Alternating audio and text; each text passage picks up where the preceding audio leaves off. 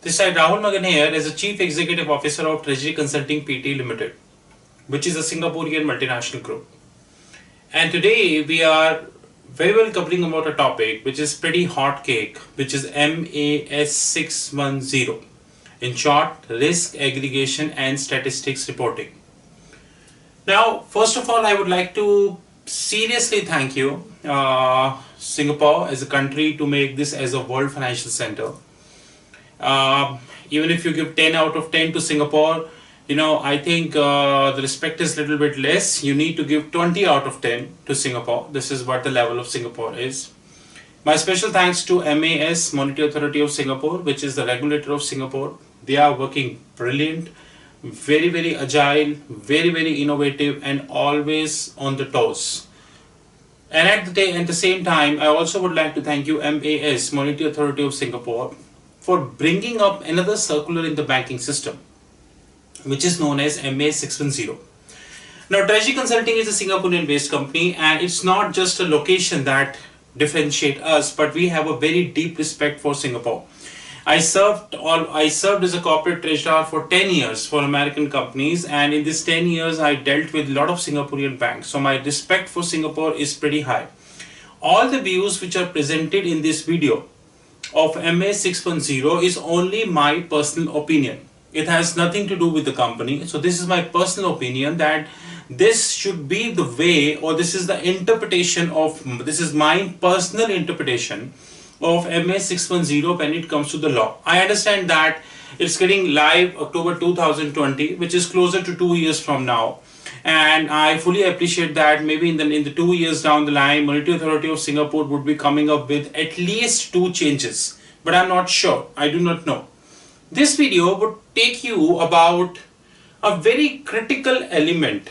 I cannot say as a backbone because Singapore having multiple backbones.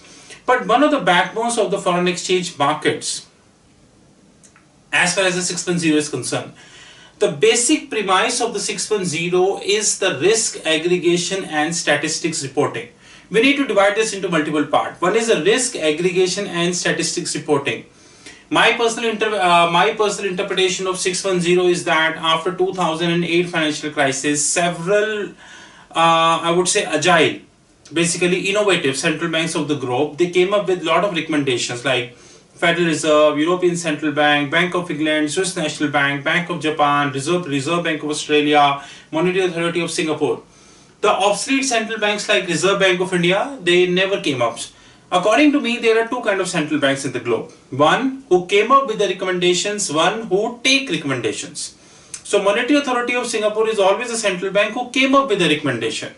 They really wish to change their financial architecture because they are the backbone of the globe. It's a world financial center. On the contrary, the central banks like Reserve Bank of India, they always take recommendation because they're really not interested in doing anything. And you can very well see that what's happening in the Indian economy. But our focus is 610 now. When we come to the foreign exchange, one of the critical areas for which Singapore is known is non-deliverable family. And here I have a little interpretation issue with the circular MAS launched in the public domain, which is in the PDF of I think 122 odd pages, which talks about non-deliverable forward. Now, first of all, we need to understand what is this non-deliverable family. Approximately 19 currencies of the globe are non-deliverable in nature. Like I speak Indian rupee, Chinese yuan, Pakistani rupee, Philippines peso, Malaysian ringgit, Vietnamese dong, Australia, Argentina currency, and the list is long. It's total 19. We have a lot of big companies across the globe who are working almost everywhere. Example, ExxonMobil. I understand that ExxonMobil do not have a very substantial presence in India, but they have a little bit. Example, Amazon. All the countries which I name, Argentina, Malaysia, India, China, Pakistan, your Malaysian ringgit, your Vietnam, Amazon is almost everywhere across the globe. These companies will create a non-deliverable positions. Please note, I am saying non-deliverable positions. These companies will create a non-deliverable positions in their books. The reason being they are dealing in a currency which is a non-deliverable in nature, like Indian rupee. So if I have Amazon India, which is a very well-known company, you know that now, right now it's a festival season in India, so all the e-commerce companies are fighting with each other, everyone is reducing prices, lot of promotions and all this. Ultimately, did you ever thought that who is an importer of, like today you go to the Amazon website, you buying a simple pen drive of 500 rupees. Now this pen drive Amazon India bought from some importer. Now that importer might be a Chinese importer, that importer might be an Indian importer. Basically Amazon is an importer, so exporter is either Chinese or India. Now 99% of the products of Amazon is actually coming outside India. Similar is the case of the Walmart, who recently bought Flipkart. When it is coming out of India, Amazon India is supposed to pay to the dollar terms or to the local currency of that country. Now you bought a pen drive in 500 rupees, but Amazon India is paying this in dollar terms or the local currency. So the foreign exchange risk in the heads of Amazon India. We always feel very happy when we go to the Amazon website and say that, boss, they're offering a pen drive at 500, they're offering too much discount. But we're not discussing that's here. The moral of the story is, if I include the foreign exchange part alongside the discount, there is a big impact which is coming on the Amazon. That impact is covered by the foreign entity of the Amazon, which is preferably Amazon Singapore. And we all know that Amazon is having a substantial presence in Singapore. Substantial. In the form of non-deliverable products. Now, one of the reservations or interpretation issue I have when it comes to MA 610, which I read thoroughly, and again every day I am reading MA 610 thoroughly, is that this MA 610 is talking about non-deliverable forward. And I tend to disregard that. I am saying non-deliverable forward is a very small part of a non-deliverable family. I appreciate that in non-deliverable family, non-deliverable forward is one of the simplest element to understand. But maybe for most of the people who is watching this video, they might not know what non-deliverable forward stands at. You can refer our channel and there are a lot of videos about non-deliverable forward. Here, now let's take a case which we made on the board.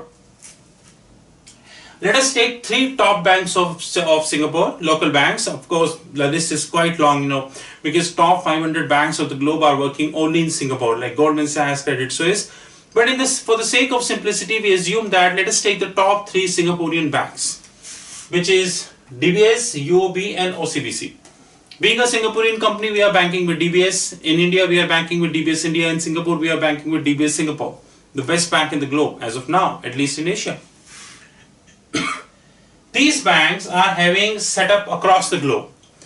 Now the board is very small, I cannot design the entire globe here. So what I did that I divided the globe into three parts since the board is very limited.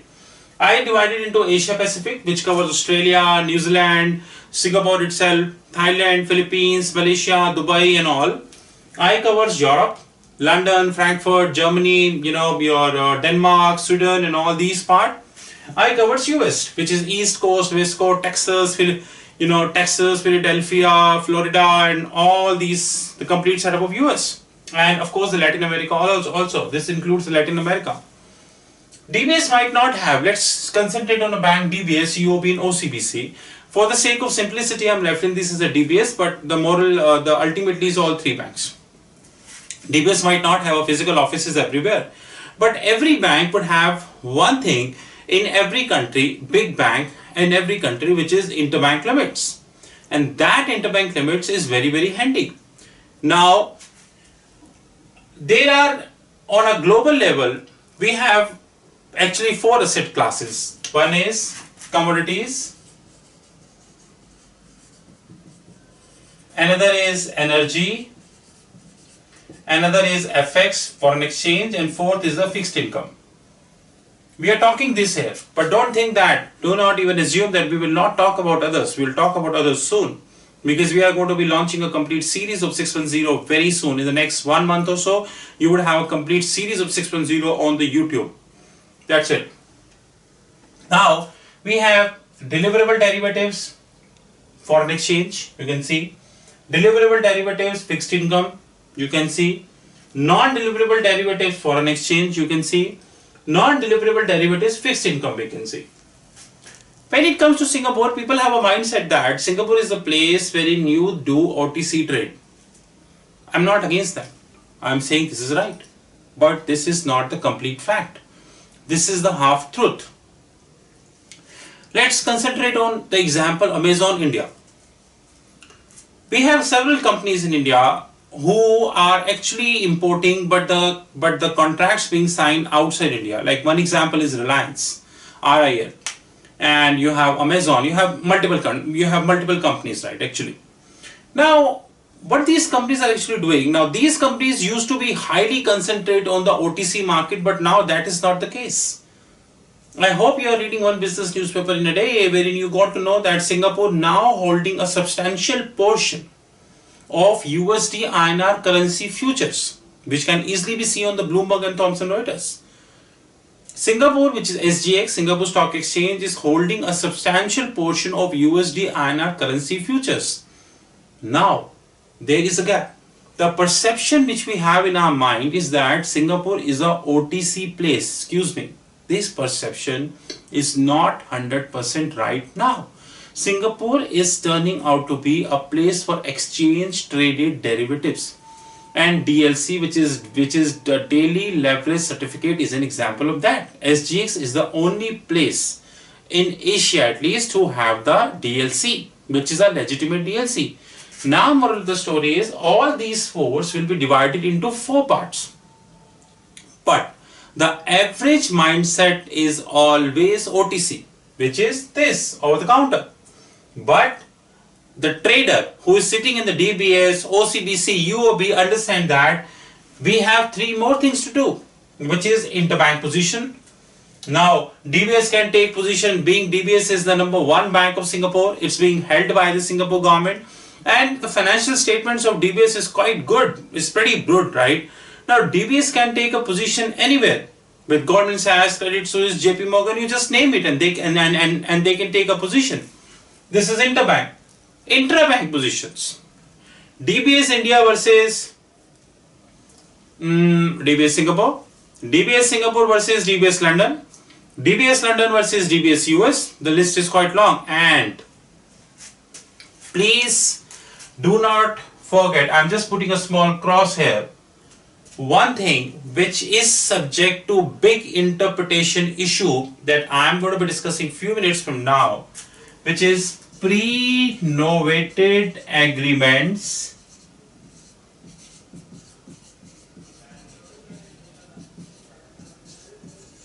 and one is post-novated agreements. Most of the so-called foreign exchange people always feel that they know everything in foreign exchange, but the so-called intelligent people do not know that there is a concept which we have in the financial market which is known as novation. If you seriously see MA 610, they are stressing too much about the pre-novated agreements. Now, I am not here discussing, because this we will discuss in a separate video, what is the impact of pre and post-novated, but in short, that pre-novated agreement is the original contract. So it has not been novated to some another party. Post-novated agreement is an agreement which has been novated to another party. And legitimately speaking, there are 3 ways which are being supported by the global regulator, which is ISDA, International Swaps and Derivative Association, whereby 3 ways of novation can be possible. Now the moral of the story here is that all these 4, over the counter, interbank position, intrabank position, and exchange traded derivative, which I am talking about, they 4 are applicable. And in this 4, the non-deliverable family is quite big, which is non-deliverable forward, non-deliverable options, non-deliverable swap, non-deliverable OIS. The list is quite long. We have non-deliverable CCS also, we have non-deliverable swaptions also. The list is pretty long, right? Non-deliverable Bermudian options and all, quite long list, right? But again, there is an issue. If you read MAs carefully, they only restricted themselves to non-deliverable forward. Now, after listening to the complete video, I hope you would have made sense that there is an interpretation issue which MA 610, that why Monetary Authority of Singapore, one of the most beautiful and one of the most agile central banker of the globe, why they restricting themselves to a word called non-deliverable forward, and that too with the diplomatic word called pre-novated. They should be using a word called non-deliverable family, and they should use the pre and post novated. Now in this there is another issue which we talk later when we make a separate video for that.